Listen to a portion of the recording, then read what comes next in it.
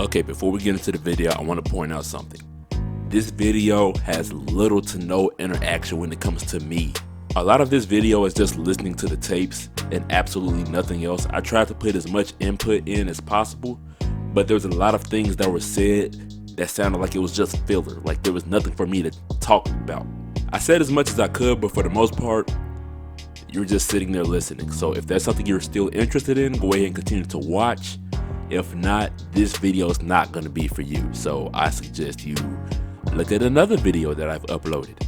Look at all of them if you want to. Who knows, maybe you even want to subscribe or like all the videos or share it on all social media platforms that you are on. Let me stop plugging myself. Go ahead and roll the video. Hello, beautiful people of the YouTube world. Welcome back to Yandere Simulator. That was terrible. I'm probably never going to say that again. So now we have the Headmaster tapes 1 through 10. This should be a fairly quick video, so let's go ahead and get it started. Let's see. A 4 minute and a half. I guess I'll start at the beginning. My name is Kocho Shiona, and I've just been chosen to be the headmaster of Academy High School. To be honest, I'm not sure if I really believe this is happening. I keep pinching myself to make sure I'm not dreaming. I mean, the entire nation has been talking about this school for months. The idea of an elite high school that only opens its doors to the most intelligent students in Japan? A place for the most promising men and women of today to be transformed into the leaders of tomorrow. A school built for the sole purpose of being the most prestigious learning institute in the country. It's an ambitious undertaking, to say the least. Bro, I'm about to skip this tape if you don't talk about something that I care about. But the thing that shocks everyone the most is that the school is being bankrolled by Psycho Corp. Who would have expected an electronics company to found a school? At first, I thought it was some kind of long-term business plan. Maybe they wanted to build a place to gather the best and brightest students of Japan and train them to be their next generation of employees. But it turns out that I was wrong. Really wrong. And I got to hear the truth straight from Mr. Psycho himself. That's right. I just met the Psycho in person. I'm still shaking. Am I supposed to know this? Getting to meet Leonardo da Vinci or Thomas Edison. I know those I've people. lost count of how many things he's invented or improved. I don't think there's a single product in my home that doesn't have the Psycho logo on it. A man whose ideas and inventions changed the world. People like that are only born once a century. Anyway, the reason he built this school, it blew my mind. It's not something he's ever mentioned in public, but he didn't tell me to keep it a secret either. So, here it is. It's his daughter. It's all for his daughter. He cherishes her more than life itself, even more than his multi-billion-dollar corporate empire. He wants to make her dreams come true, so he's building a high school customized to suit her exact tastes. The name of the school, the location where it's being constructed, even the exact layout of the building.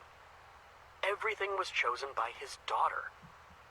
His mission is to make sure that the best years of her life happen at Academy High.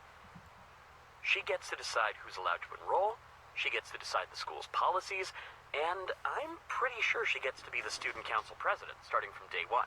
No questions asked. So, not only will this school be a collection of Japan's most highly qualified teachers and most brilliant students, but it's also a giant, shining monument to a father's love for his daughter. It almost brings a tear to my eye. And I'm going to be the headmaster. Ooh. I'm still surprised I actually had the courage to send in my application. I guess it's because the qualifications they were looking for seemed surprisingly low compared to the qualifications for every other position at the school. In fact, Mr. Psycho told me I was perfect for the job after just asking me a few questions. There's a part of me that wonders if his daughter just wants the school's headmaster to have a certain appearance or a certain name or voice or something. I'm not really sure if I got the job because I qualify for it or because I meet some invisible criteria that I'm not aware of. I guess Mr. Psycho could tell I was nervous because he gave me a gift. This portable tape recorder. One of his inventions. He told me that it's therapeutic to record an audio journal when you're feeling overwhelmed. That's the whole reason I'm recording this right now. And I gotta say, it actually worked. I feel much better now. You know, this is kind of fun. It might turn into a habit. I can't stop thinking about the last thing he said before he left. He called me Headmaster Shuyona. Be a while before I get used to hearing that. That's 4.5 minutes of my life I'm never getting back. You did this to me, Alex. Tape 2. I almost missed the button. 7 minutes? Wow. I didn't realize how much dust was on this thing. Well, I suppose Before you even start, if you talk about nothing for 7 minutes, I just might delete the game off my laptop. You better say something important. Something that matters. I should consider myself lucky.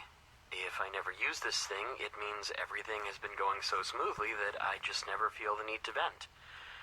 But something happened today that really threw me off. I wouldn't feel right talking about it with any of my colleagues, but I need to get it off my chest. So maybe recording my thoughts will help. Today I visited Psycho headquarters for a routine meeting with Mr. Psycho, just as I've done dozens of times over the past few years. Today was different. He was angry, foul-mouthed, and short-tempered. Oh, you don't say. Please. You better stop! Continue. I'd never seen him like that before. He didn't reprimand me for anything, and we simply discussed the usual topics, but the entire time he seemed like he was on the verge of exploding. I was confused and worried, and frankly, scared. His secretary must have seen how shaken I was, because after the meeting, she took a moment to assure me that I hadn't done anything wrong, and that Mr. Psycho was angry about a personal matter. On most days, I would never dream of gossiping about the man who signs my paychecks, but my curiosity got the better of me, and I asked her for details.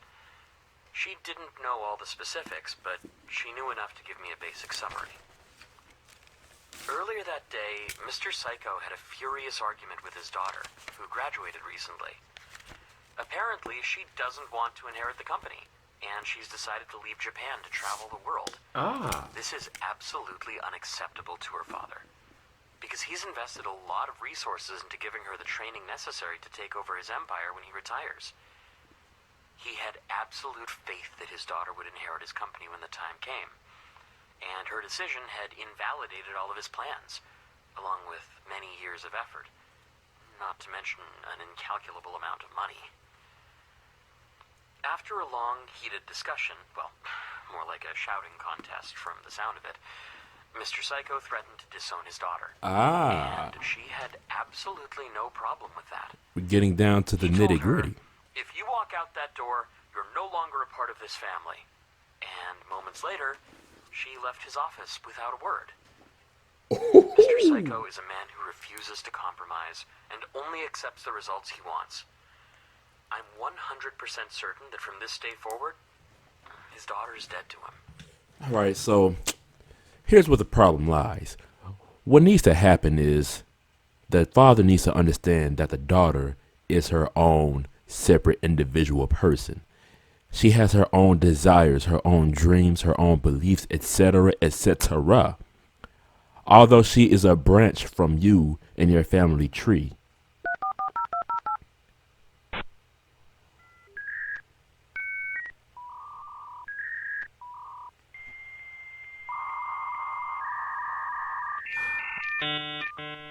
I don't know where I was going to go with that. Come on now, dawg. Come on, man. The secretary told me a little more about the way Mr. Psycho raised his daughter. Starting from early childhood, she was given training to prepare her for the responsibilities that come with operating a company. Training that became more advanced and intense with each passing year. So she didn't even get the chance. Mr. Psycho also has a son, but he didn't put his son through the same sort of training as his daughter. Because? Instead, he granted his son a perfectly normal childhood, perhaps out of guilt for what he did to his daughter. What's their age now difference? He's making preparations to rapidly change the direction of his son's life, So the boy will acquire the traits and skills that his sister spent her entire life developing. The strangest part is the exact reason why Mr. Psycho's daughter wants to travel the world. One phrase the secretary kept hearing was, "my sister." Apparently, Mr. Psycho's daughter is absolutely convinced that she has a sister somewhere in the world, and that she needs to find her. But Mr. Psycho only has 2 children. So, if she says she has a sister, there are 3 options. She's speaking figuratively, she's actually become delusional, or Mr. Psycho has an illegitimate child. Hold on. At this point, the secretary decided she'd said too much and stopped talking. I had a feeling I was starting to tread on dangerous ground, so I chose not to pry any further. Even though I wound up with more questions than answers, at least now I know why he was so angry. Losing his daughter, along with more than a decade of money, planning, effort, must be an incredibly painful experience. But after hearing all this, it'll be hard for me to look at him the same way I used to. He told me that he built Academy High to give his daughter the perfect, ideal high school life. But now I think that was just a cover story. I think he built Academy High and made his daughter the student council president to put her through the experience of being in charge of an organization. Who's the student council president? It's the one with the eye patch, right? Or the one with the glasses? The school wasn't a gift from a father to a daughter. It was just another component of her lifelong training, another step in the process of turning her into the perfect CEO.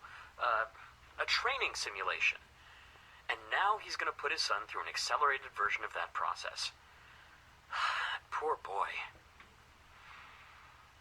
It doesn't surprise me at all that she defied her father and ran away from all that.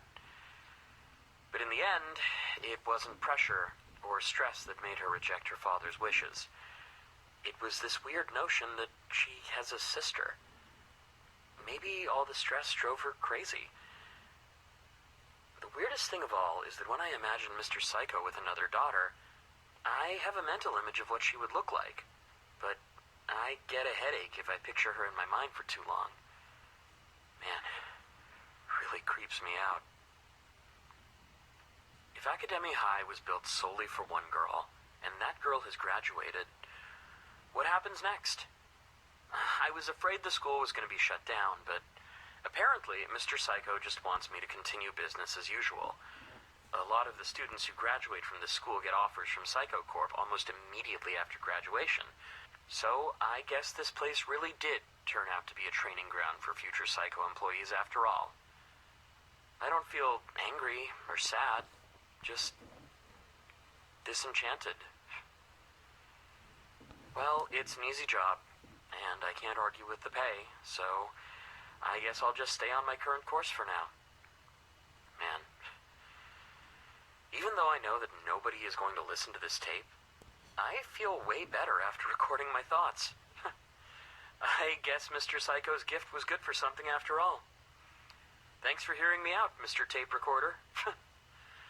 With that said, I hope I don't have to use you again anytime soon.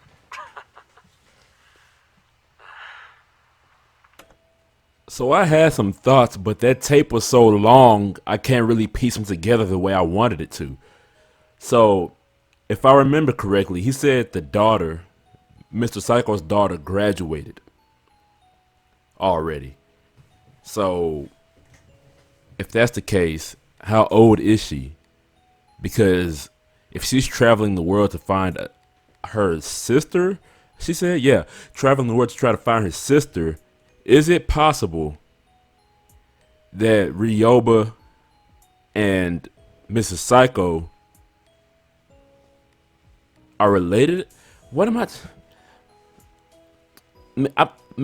I'm grabbing at straws here. Like, I feel like I'm trying to connect pieces that actually not supposed to go together.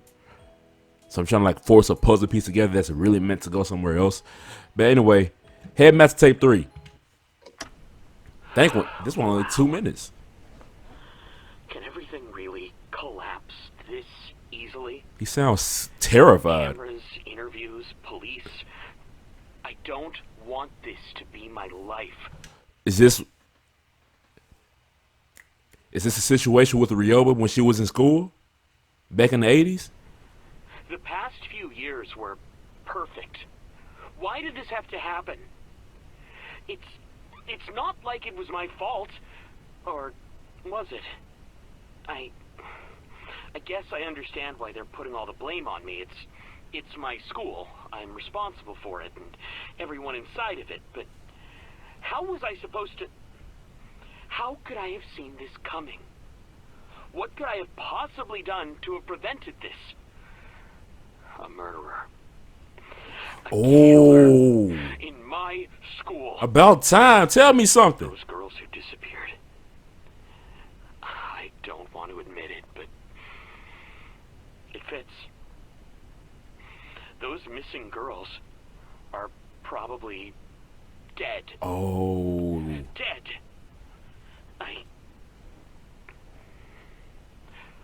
Was there anything I could have done? Could I have stopped this? Could I have saved them?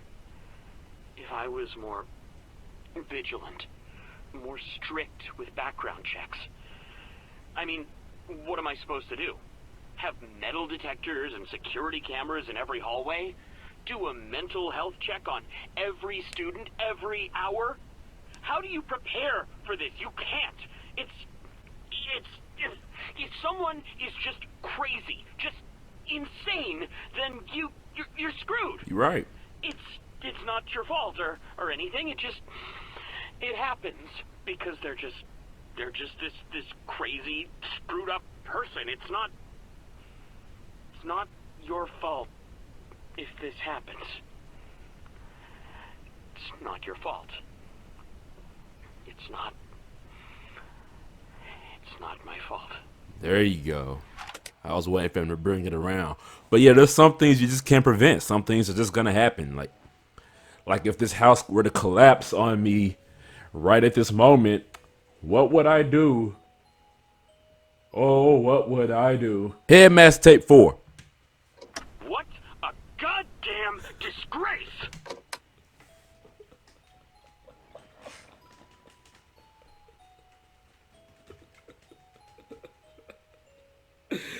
Whoa! Calm down! What a goddamn disgrace!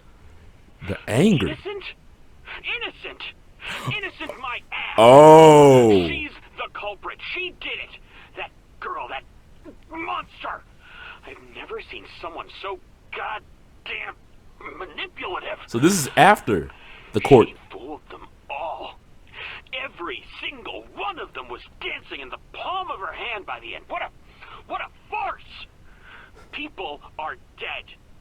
Young people who had promising futures, whose lives I was responsible for. This voice acting. She did it. She did it. She's the only one who could have. That blood is on her hands. And now she walks free. That conniving little... And I'm expected to let her back in the school. Stand on a stage and hand her a diploma? Mr. Psycho told me to let it go, but I can't. I can't let this go. She murdered people and got away with it. I can't believe... God damn, this is just... This was supposed to bring closure. This was supposed to close the chapter. This was... God damn her! God damn her.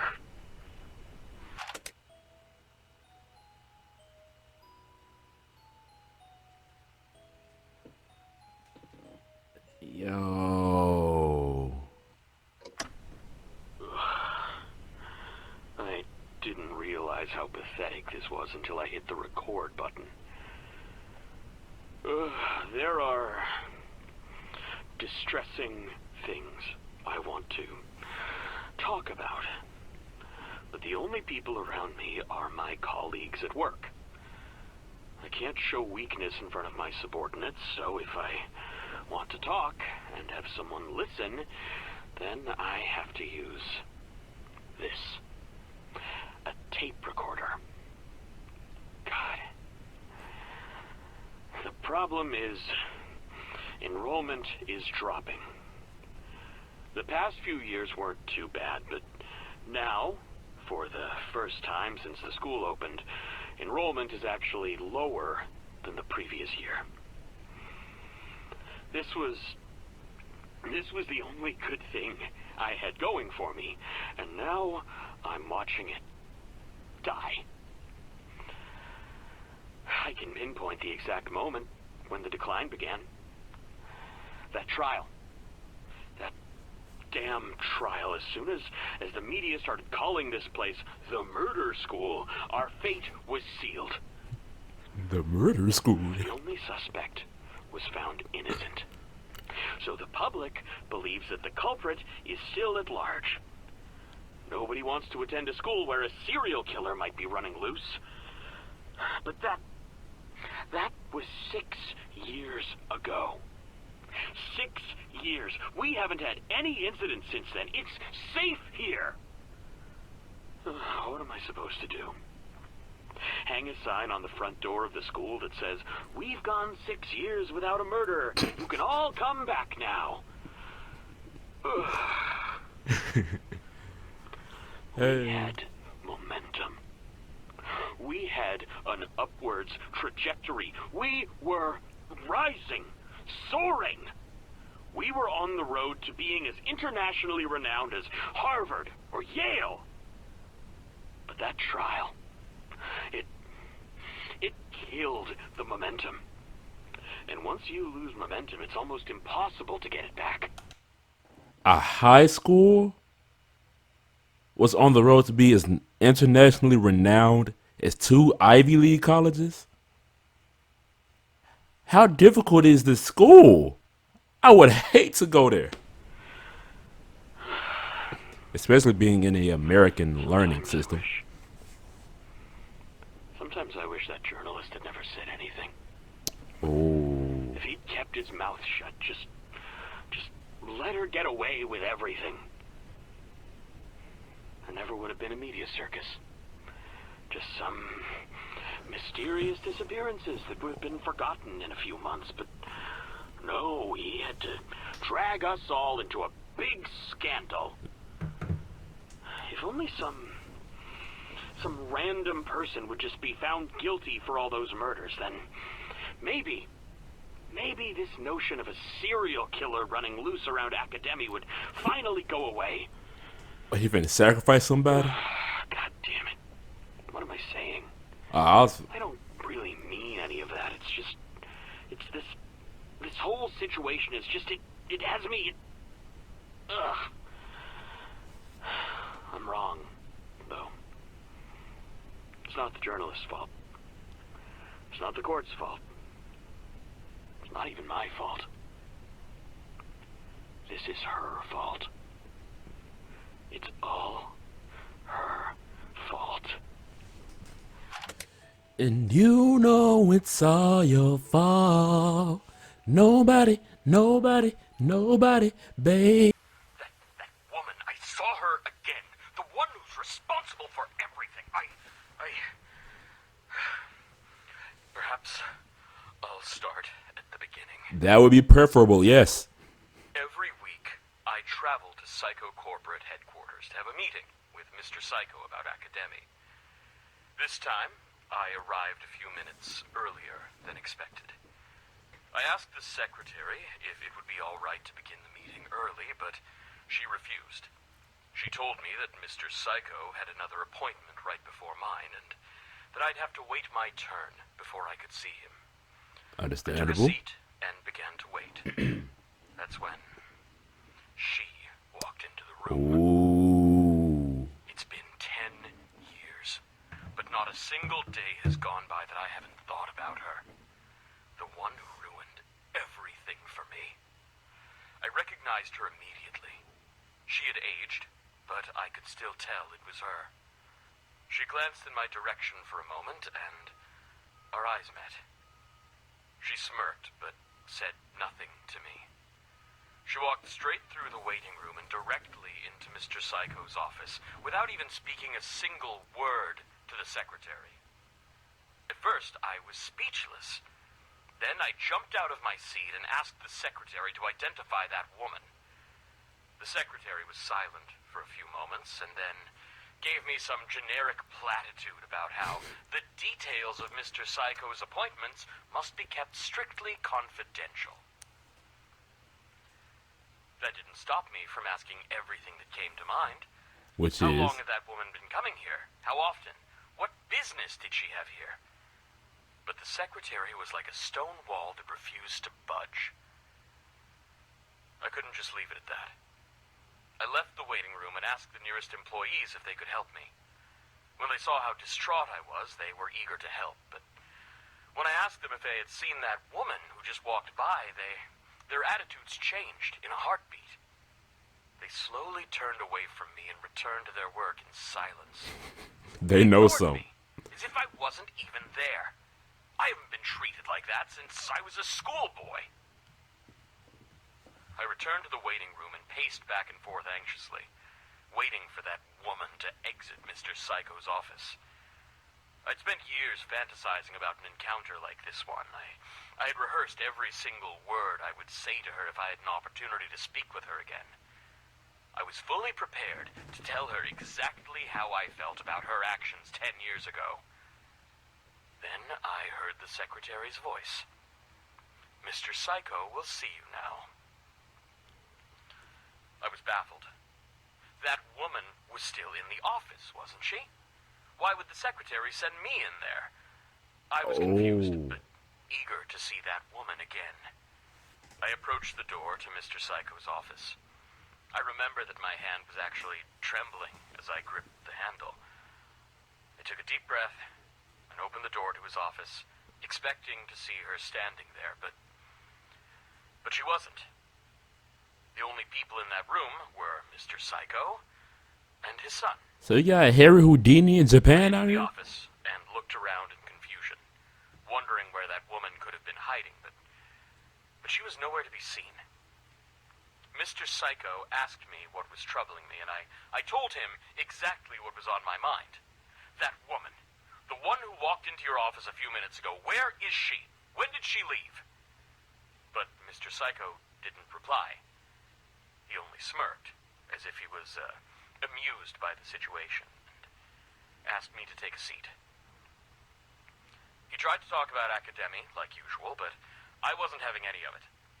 I didn't want to let go of the subject, and I kept asking about that woman. Mr. Psycho's amusement quickly turned to irritation, and he firmly asked me to keep our conversation to the matter of academy. Oh. Mr. Psycho can be quite imposing, even while remaining civil, and from that moment onward, I was too scared to pursue the matter further. I dropped it, and we proceeded to have a standard meeting. As ever, Mr. Psycho's son stood behind his father in silence. Mr. Psycho had never told me the exact reason why he keeps his son at his side during business meetings. It's most likely that it's a form of training, exposing him to the type of interactions he'll be having on a daily basis once he inherits his father's empire. As the years passed, I have watched Mr. Psycho's son grow from a young boy into a young man, but I can count on one hand the number of times I've heard him speak. The meeting adjourned.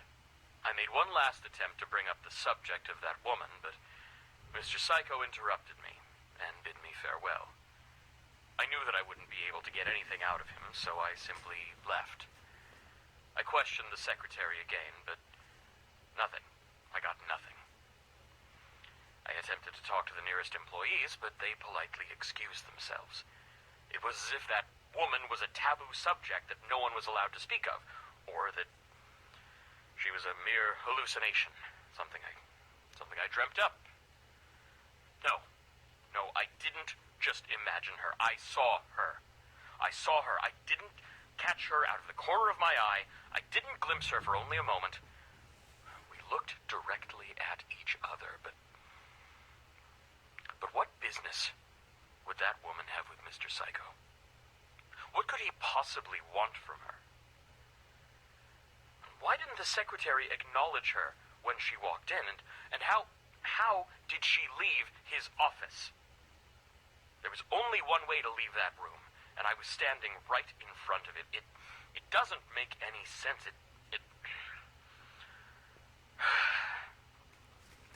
I won't give up here. I'm going to dig for answers until I'm forced to stop. I don't know how much I'll be able to learn, but it can't end here. It can't.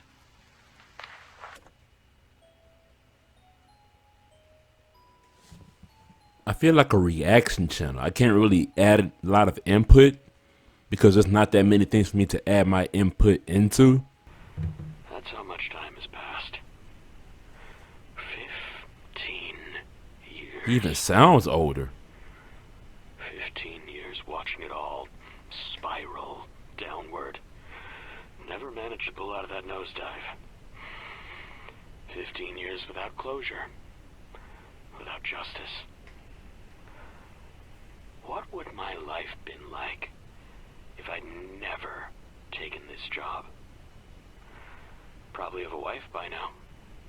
Children. But there's no room for anything like that. Not with academy taking up so much of my time. Even if I did have a family, I wouldn't be a part of their lives. I'd be too busy with academy. I'd make a terrible husband. A terrible father. I sacrificed the best years of my life for this school. And what did I get in return? Wrinkles and hair loss from all the stress. A big, fat gut. I don't even recognize the man in the mirror anymore. Sure, I've made money. But what use is money when I never have time to spend it? I don't even know what I'd use it for. I never have enough spare time to develop a hobby. Well, I suppose I do have one hobby. A healthy hobby. Not this. I asked myself, what good is being the headmaster of a school? What opportunities do I have that nobody else has? Only one thing came to mind. Something taboo. But once the idea's in my head, it was impossible to just stop thinking about it. Eventually, I just couldn't find a reason to resist the temptation. It's not like I have anything left to lose. It's not like my life could get any worse than it already is, so I gave it a try. And you know what? I don't even feel guilty about it. You see, filming someone does absolutely no harm to them. No harm whatsoever. It's not as though I post the videos online or anything like that. It has zero impact on their lives, so what's wrong with putting a few cameras around? Oh. Is that not normal in Japan? I don't care if I get caught. Actually, the risk of getting caught makes it a little more thrilling. And even if I did get in trouble, at least it would shake things up a bit. Are security cameras not like a thing in Japanese schools? Because in my school, at least in Memphis, there was like a camera on every single corner. Granted, I don't know if they were fully functional or not, but they at least had like, they appeared to be there. He's saying that like that's not a normal thing to do. My life would finally change in some way. And for that reason alone, I would be happy. It's a win-win. I just wish I'd thought of this sooner. Oh yeah, that's another thing. If there were security cameras in school, this entire game wouldn't exist. Because Ryoba would have been caught, most likely served a life sentence, resulting in Ayano never being born. See, the plot. The plot. Hey, Master Tape 8. Whenever I sit in front of Mr. Psycho... How old is he? Whoa. And give him an update about Academy. I expect him to be furious with me. The school's reputation and enrollment have both been declining for almost 3 decades, despite my efforts to turn them around. Now he sounds young again. Mr. Psycho has every right to chew my head off, but he doesn't. As a matter of fact, he seems quite indifferent towards Academy as a whole. Our weekly meetings feel like a formality, and nothing more. Something we do merely because it became routine. I get the impression that he couldn't possibly care any less about Academy, and keeps it operational purely because closing the school would reflect poorly on Psycho Corp. Or perhaps because the school had become something of a monument to his missing daughter. Perhaps he's more sentimental than he looks. If Academy's enrollment numbers continue to drop at their current rate, less than 100 students will be attending the school next year. At this point, it's clear that nothing I've tried over the past 30 years is going to save the school's reputation. So, with practically nothing left to lose, I proposed something radical to Mr. Psycho. A complete rebranding. My research has shown me that Academy's declining popularity is directly connected to the school's reputation for notoriously difficult entrance exams and needlessly strict rules. The last thing I'd want is to allow the school to fill up with imbeciles and degenerates. But it has become obvious that the school's reputation will never recover unless sweeping reforms are made. I presented Mr. Psycho with a list of everything that would make the school a more welcoming environment, allowing students to style their hair, wear makeup and accessories. They weren't allowed neither of those things before. All three of those things apply majority. What word am I trying to think of? Primarily. All three of those things are primarily a female thing. Although I know guys, they can have like more hair, they can comb it over, they can part it, mold it for whatever reason they will want to do that. Accessories. When I think of accessories, I think of like hair clips or like ponytail ties or I don't know. Makeup, obviously you know what makeup is, but I digress once again. Customize their uniforms, bring smartphones to school, enter romantic relationships, access the rooftop and so forth. I even proposed making the entrance exams a little less difficult and lowering the tuition fees. I truly didn't know how Mr. Psycho would react. On one hand, he seemed apathetic about Academy. On the other hand, I was proposing a complete reversal of everything that Academy stood for. After I concluded my presentation, he sat in silence for a while. I wasn't sure if he was giving my proposal deep consideration, or simply pondering whether or not he cared at all. Eventually, he shrugged his shoulders and simply said, "Give it a try. I'm not sure whether or not the rebranding is going to be a success, but for the first time in years, I feel excited. Like I actually have something to look forward to." The tedium of the last few decades had become unbearable. And these big, drastic changes are exactly what I needed to break up the monotony. I'm eager to see what kind of crowd these reforms will bring in. Here's to a new chapter in the story of Academy. I'm kind of disappointed in these tapes because I thought they would relate more to the basement and the mysterious tapes. They reference them quite a bit in like the middle section of these Headmaster tapes, but other than that, this is like an entirely different thing going on. This is 6 minutes. Well, that was the weirdest day of my life. In the past 30 years, I've had over 1,000 meetings with Mr. Psycho. When I walked into his office today for our weekly meeting, I could immediately tell that something was very wrong. Everything about him, posture, expression, demeanor was completely different. He was slouching low in his chair, staring blankly at a wall. Didn't even bother to greet me as I walked in. More importantly, his son, who had been present for every one of our meetings over the past 3 decades, was not there. I asked, "Will your son be joining us today?" To which he simply replied, "There is no reason for that anymore." As I took my seat, I asked him if anything was wrong. He didn't reply. The heavy atmosphere of the room made me feel uncomfortable with the idea of attempting to advance the conversation, so I chose to remain silent until he was ready to talk. As it turned out, I would be waiting for quite some time. The silence lasted for about 15 incredibly tense and uncomfortable minutes. I would have Mr. left. Psycho finally did speak.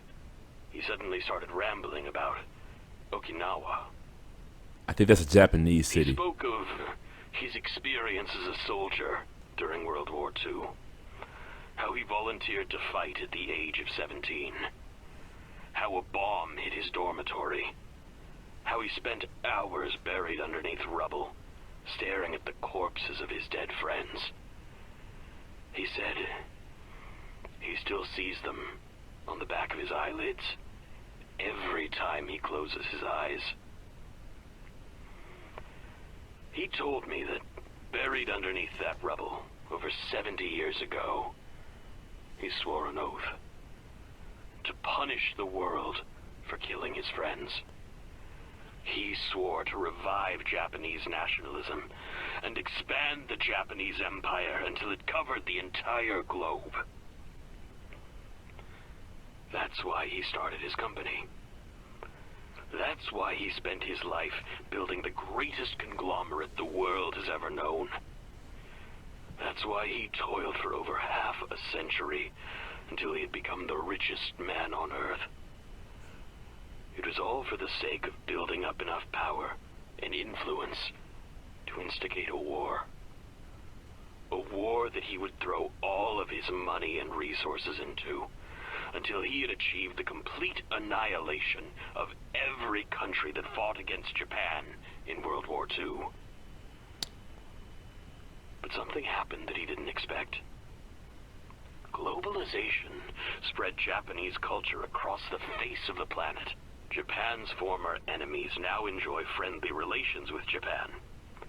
They eat Japanese food, watch Japanese animations, play Japanese video games.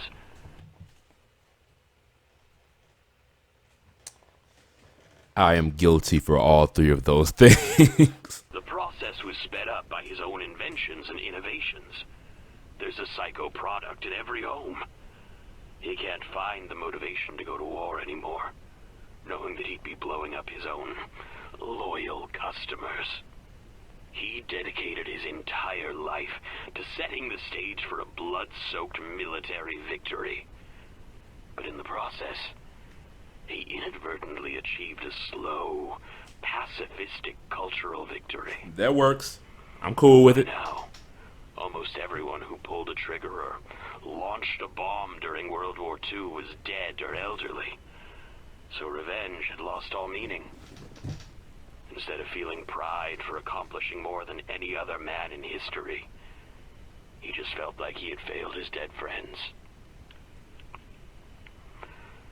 After his long, rambling speech came to an end, he returned to staring blankly at the wall. Is he having like a PTSD I'm episode? not sure why he confided all that information in me. I don't think it's because he considered me a friend. It's more likely that he thought of me, well, the same way I think of this tape recorder. Just a stupid object where you can store your thoughts without consequence. After some more silence, he eventually spoke up again. He said, "My health is failing. I will likely die soon. I will make no attempt to prolong my life. I am retiring as CEO starting tomorrow. My son will be taking over for me. You will be meeting with him from now on. He said nothing else. But I could tell that the meeting was over. That was most likely the last time I'll ever speak with him, or see him in person. The next time I address someone as Mr. Psycho, I'll be talking to his son. The world's most famous man. Secretly a nationalist with plans for world domination. Harboring a half-century-long grudge. Huh. I would tell the media, but it wouldn't matter one bit. Psycho Corp controls everything that the media says or does. Even if I told the world what he confided in me, the media would never run the story, and it would quickly be dismissed as a baseless rumor or crackpot conspiracy theory.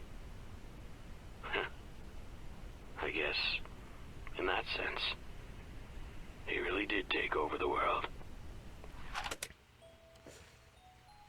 These tapes are very long and filled with filler. I don't know if I'm going to edit a lot of this stuff out or just let it play through and sit here in silence, because I've been recording for an hour just listening to these tapes, and I'm still got tape 10 left. How long is this? I bet I'm going to guess and say like 7 minutes. Out of all the different ways it could have turned out, I never imagined it like this. A few days ago, I received an email with screenshots of certain directories on my personal computer. I don't know how anyone could have managed to accomplish something like that, but 7.5 minutes long. I can only assume that this person must have been some kind of top-class computer hacker. They threaten to expose what I've been doing unless I meet their demands. Info chain. Being discovered and blackmailed has been my worst fear for over a decade now, but this person, whoever they are, isn't asking for money. Instead, they want complete ownership of a single room at Academy High. Info chain. They intend to occupy this room for a full semester, and they have made it very clear that they are not to be disturbed for any reason. I have no clue what they intend to do in this room, but I'm not really in a position to decline. All things considered, this situation isn't as bad as it could have been. They could have demanded an absurd sum of money, and instead, all they want is a room. Their request seemed harmless enough, and there was a suitable room available, so I decided to comply with their demands. Well, it's not like I really have a choice in the first place. They also asked me to make sure that the room has certain equipment inside of it before they arrived. Computer monitors and hard drives. We already had a surplus of supplies like that, so it wasn't a problem. The tricky part was convincing the rest of the faculty not to enter a specific room for any reason, and not to question it either. I spent a long time mulling it over and eventually came up with a cover story that seemed convincing enough to believe. To be perfectly honest, I'm a little proud of it. I told the faculty that a special needs student with extreme agoraphobia wishes to attend Academy High. Agoraphobia is like extreme anxiety, like fear of like crowded spaces. Like you don't want to be around like too many people at once, or you'll get like a panic attack. And that's like my bare bones understanding of that word. I could be wrong, but it's like somewhere in that ballpark. I'll put a definition on the screen right here if you really want to know. Because of their intense social anxiety, Never mind, he just answered the question. they will remain secluded in one of the school's rooms and are not to be disturbed because it would trigger a panic attack. Do Teachers will record their lectures when class is in session and email these recordings, along with class assignments, to the reclusive student once per day. I will personally handle anything else the student requires, such as meals at lunchtime. Some of the teachers That's where he goes during lunch. Sounded a little sketchy and wanted to hear details. Their questions were harmless, but I was sweating bullets, and I felt like I was being interrogated by the police.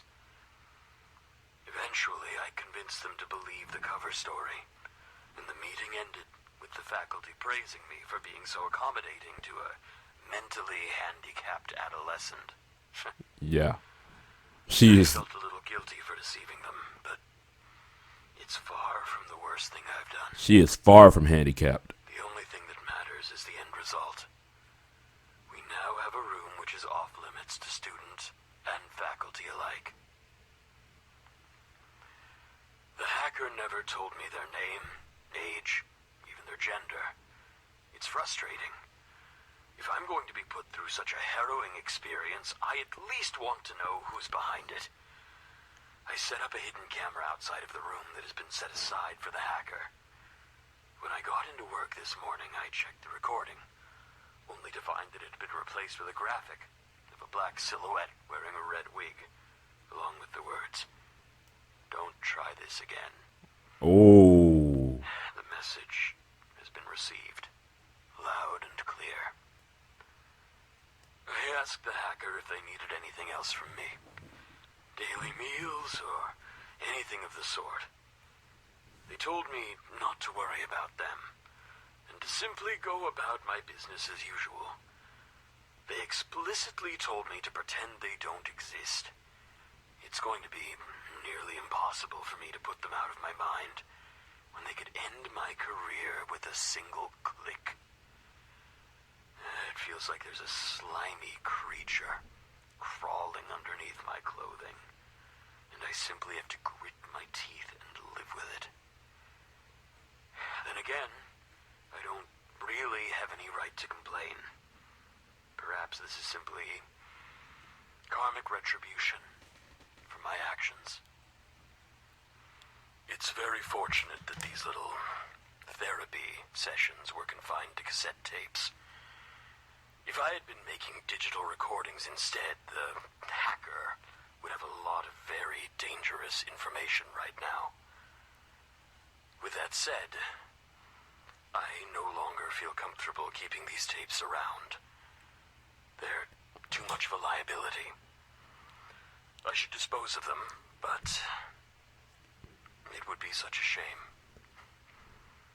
30 years of my innermost thoughts just tossed away like trash.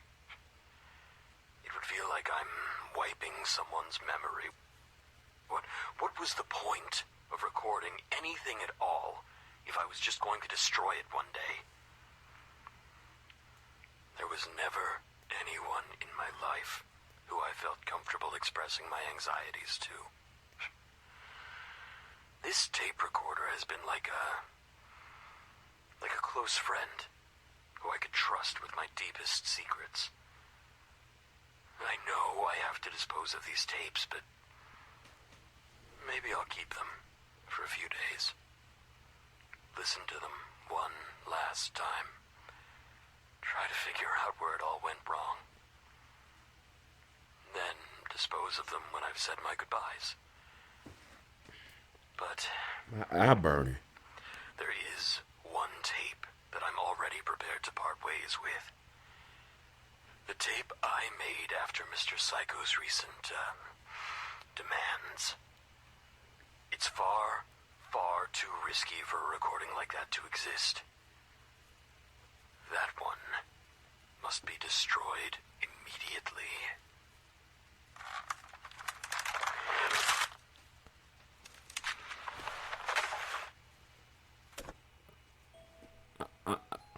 I mean, I was just gonna ask where that tape was, and he just broke the tape on the tape. Like, anyway, that's the end of this video. Hopefully you enjoyed. Hopefully you give it a thumbs up, and I'll see you later.